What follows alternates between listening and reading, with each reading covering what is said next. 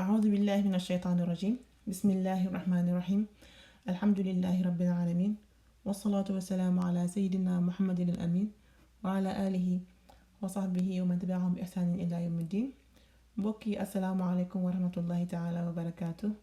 ñu ñëw tey rek continuer suñu leçon yi ci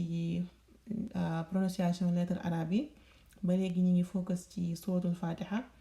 ak xaraf yi ci ñëw yépp ñu fas yéene ko maîtriser kon tey xaraf yi leen indil mooy xarfu faa ak xarfu siin ak xarfu sood kon nga xam ne ñetti xaraf yi boo delloo bu baax xam ne ni ma ko waxee nii xam ne bokkuñu ni leen di prononcer waaye bariwaana ngay dégg kuy jàng jël ñetti xaraf yépp di ko liire comme ni ngay liire S waaw di ko liire comme ni ngay liire S te am nañ différence dinañ ci ñëw ci explication yi mu gën a leer bu ñëwee ci première lettre bi nga xam ne mooy fa boo koy liir dangay jël sa catu làmmiñ bi mu day nekk ci biir déjà ba pare sa làmmiñ bi di laal sa catu ba ñu ci suuf fa fa fa fa fa fa su fi fa su fi kon ca il faut sa catu làmmiñ bi génn ci biti boo ko bàyyee ci biir rek son bi du génn moom dafa bokk ci lettre yi nga xamante ne pour prononciation bi leer il faut ci catu làmmiñ bi génn bu nekk ci biir rek son bi du ñëw kon encore une fois jël sa làmmiñ bi teg ko ci catu bëñ ñi ci kaw ba pare catu làmmiñ bi na ci biti fa fa bi nga xamante ne moom laa ko mën a méngalee mu gën a jege xawma ko ci français xawma ko ci olof mais bi mu ci xaw a am bu xaw a jege mooy TH ci anglais ci yenn mooy ci mooy yëpp nag mais ci yenn mooy TH ci anglais dinañ ko lire lu xaw a jege fa comme number 3 waxuma tree xam nga boo waxee tree day mel ne dangay yaa ngi wax garab mais number 3 boo fekkee ne maîtriser nga ni nga koy lire ci anglais di nga ko xam kon di nga mën a wax fa bi ci arab exemple yi ci indi mooy comme an-nafaathaati nga xam ne mi ngi nekk ci milieu mot bi nii an-nafaathaati waxuñu an-nafaasaati mais an-nafaathaati lañ wax nga xam ne mi ngi ñëw ci suratul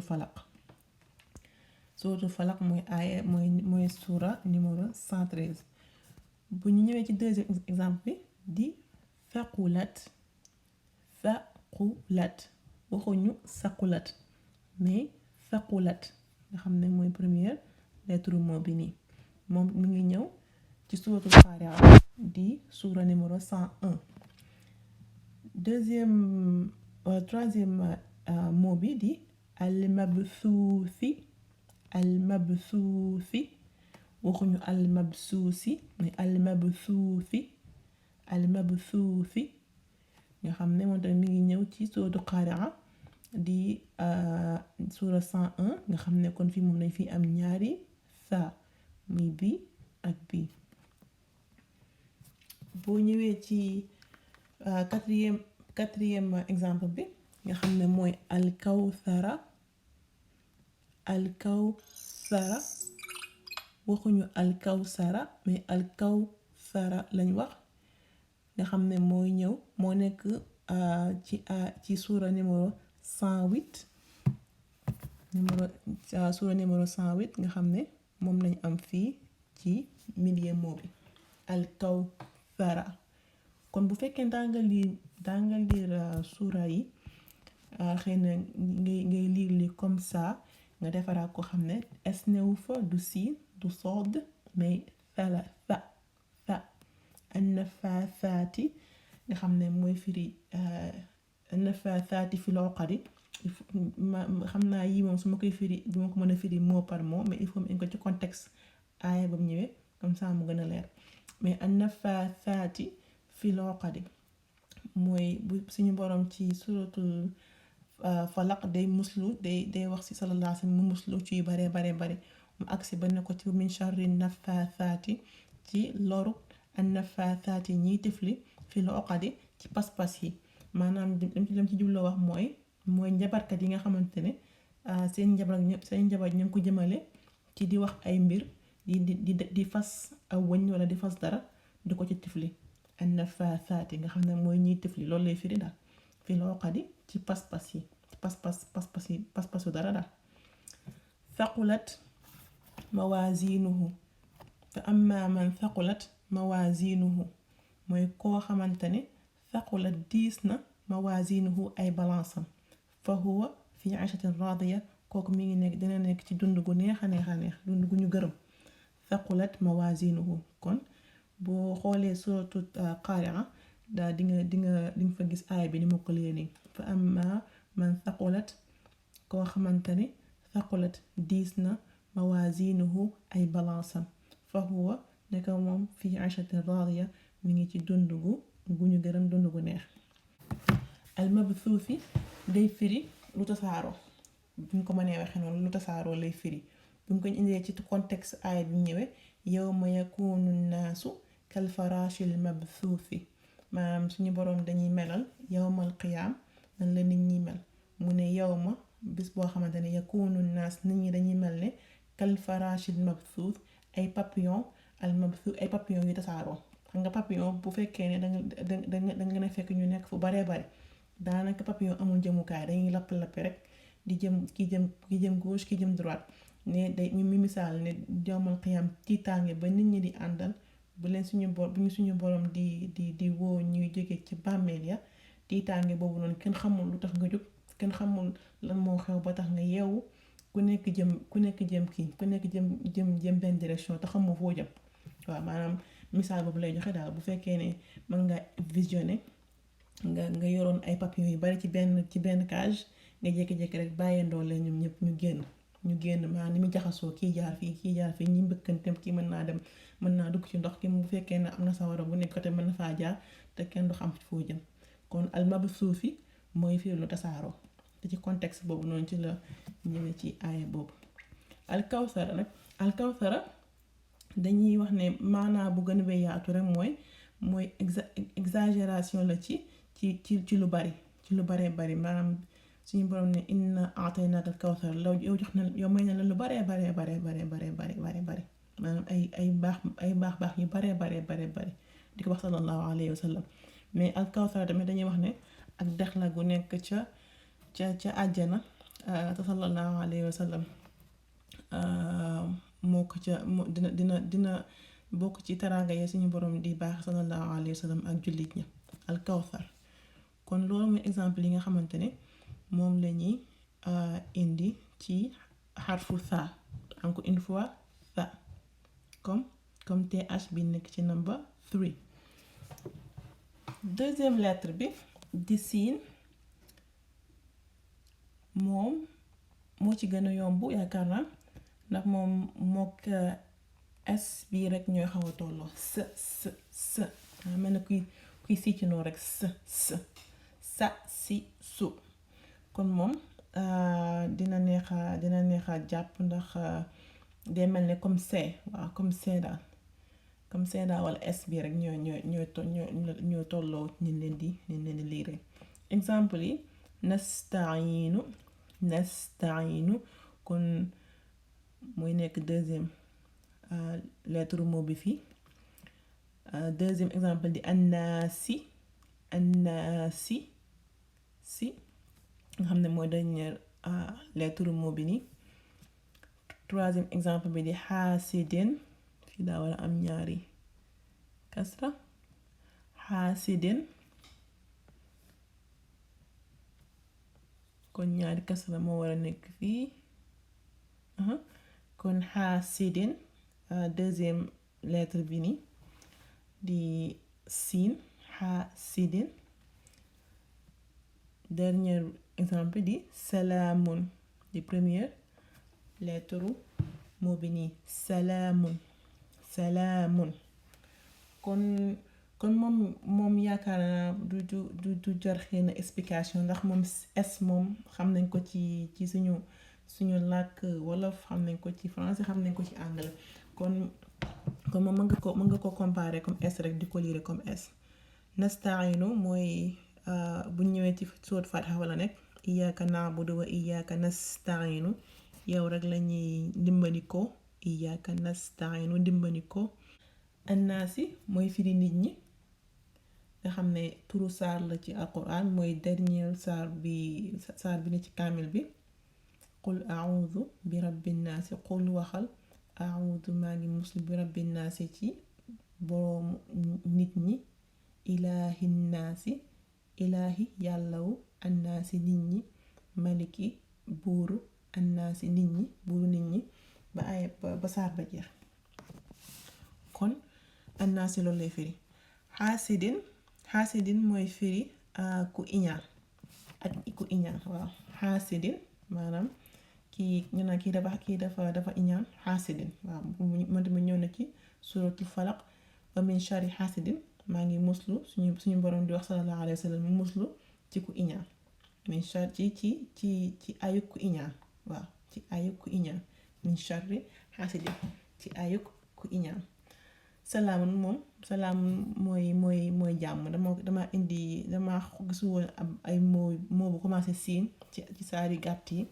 moo tax ma xaw a génn tuuti dem uti ko feneen. kon salaamun mooy firi jàmm salaamun paix. kon loolu mooy exemple yi ñu indi ci xarfu siin. dernière ak wala troisième lettre bi mooy sood. so bii nag dina bees ci ñun ndax xawma ko ci français xawma ko ci wolof xawma ko ci anglais xam naa même bu di am beneen langue bu am itam du langue bu ñu miin mais moom boo koy lire dangay mel ne day mel ne siin la mais siin bu diis so maanaam dangay mel ne ku siicu maanaam së bi dina génn mais dafa mel ne day diis dangay mel ne ku xaw a tëj sa gémmiñ sa làmmiñ bi tamit day reposé wu ci suuf. alors que siin boo koy wax day mel ne sa làmmiñ day mel ne mën naa nekk fu ko mën naa xaw a nekk ci digg bi alors que bii day mel ne sa làmmiñ il faut mu reposé wu. so day ab lettre moom li ñu naan dafa bokk ci lettre arabe yu diis yi ci la sood bokk su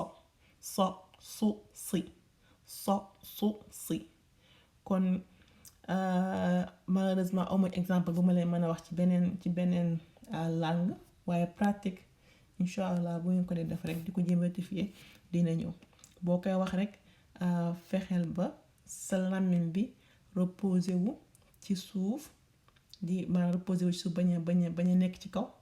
ba pare nga mel ne kuy wax s bi nii mais dangay fexe ba sa làmmiñ bi di nekk ci suuf reposé wu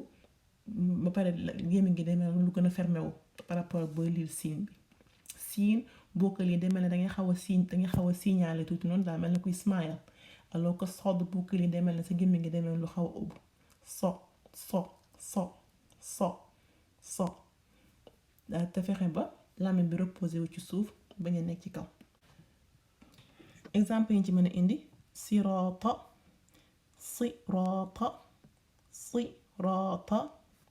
nga xam ne moo nekk nii ñëw ci sourate Fatiha. deuxième bi nasru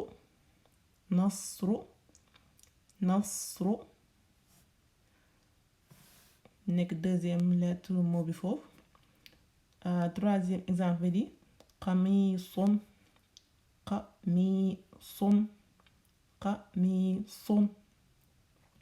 nekk dernière lettre mot bi nii. bi ci des di suduuri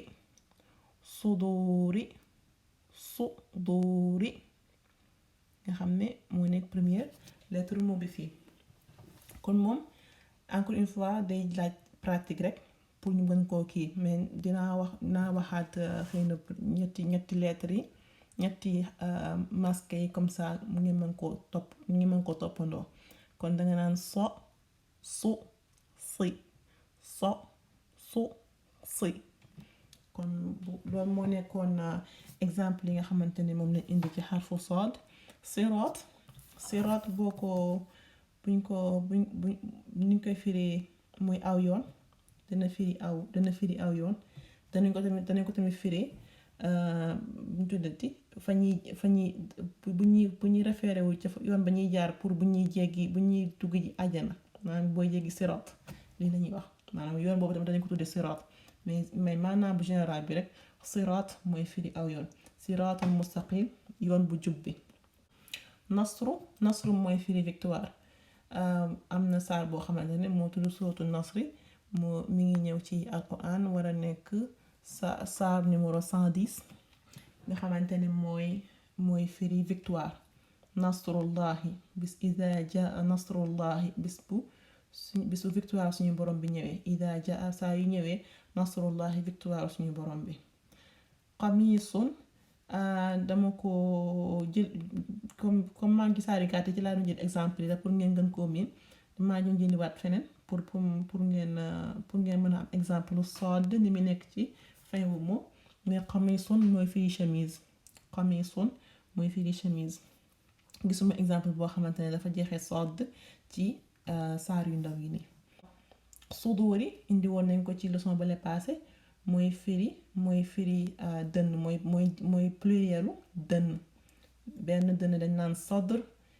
pluriel bi ñu naan suduuri naas maanaam dënnu nit ñi min sharri waswasil xannaas alladi ki nga xamante ne yu waswisu day jax-jaxee fii suduuri naas ci dënnu nit ñi. ko suñu waroon di wax di muslu foofu noonu mooy seytaane ba tey. kon lii moo nekkoon leçon bi tey pour ñu xàmmee fa ak sa ak so. kon bu ñëwee ci exercice yi première bi dañoo indi 10 mots comme ni nga ko defee woon rek jox leen seen signification lire ko après ngeen indil ñu ngeen bind lañu ni ngeen ko déggee ba xam fa moo fa nekk siin moo fa nekk wala sood. kon premier bi di musulman ñu koy wax ci arab muslimun.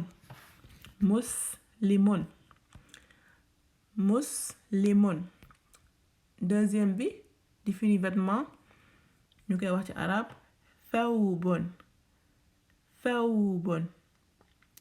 thawbun.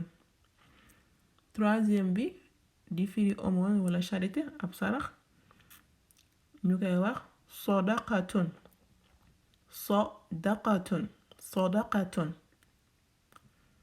quatrième mot bi di firi numéro 3 ñu koy wax ci arab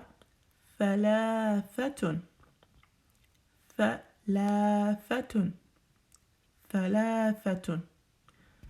cinquième mot bi di firi bonheur ñu koy wax ci arab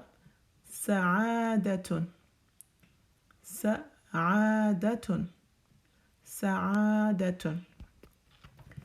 sixième mot bi di firi palais ñu koy wax ci arab qasrun.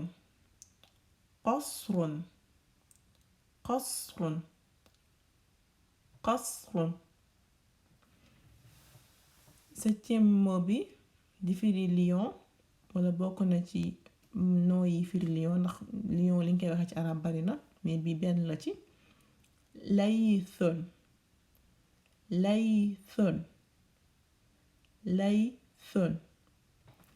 huitième mot bi di firi mosquée ñu naan ko masjidun.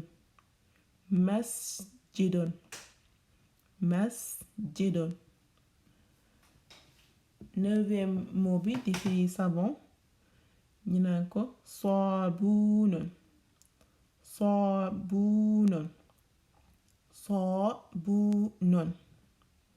dixième mot bi di firi des femmes ñu naan ko nisaun.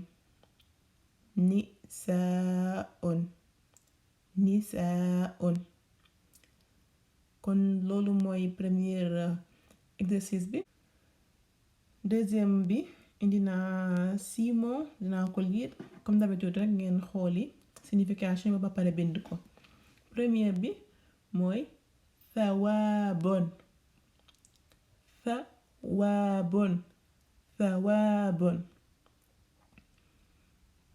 deuxième mot bi di sayfun.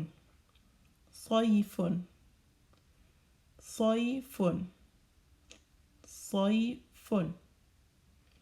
Troisième bi jasadun. Jasadun. Jasadun. Jasadun. Quatrième bi qasidatun. Qasidatun. Qasidatun. Cinquième mot bi waratha. Waratha. Waratha. Waratha. Sixième mot bi di sayfun. Sayfun. Sayfun. kon loolu mooy 6 mots yi. Pour indi tuuti challenge damay laaj cette fois-ci kenn ku ci nekk bu ñu ñëw classe ñu indi moom benn mot boo xamante ne imma am na thaa wala am na siin wala am na sadd te du nekk benn ci mots yi nga xamante ne ni moom lañ moo ñëw ci leçon bi tey jii nii te nga indi ma signification bi ak ni ñu koy binde mais benn mot rek yaay choisir ba xam mot bu am thaa nga ma indil wala mot bu am siin wala mot bu am sadd. kon loolu moo nekkoon leçon bi ak exercice yi lu ci xaw a desee rek incha allah mën nañ koo laaj ci groupe bi mën nañ koo laaj ci commentaire yi luñ ci mën a leeral incha allah danañ ko leeral. wasalaamu aleykum wa rahmatullahi taala wa barakaatuhu.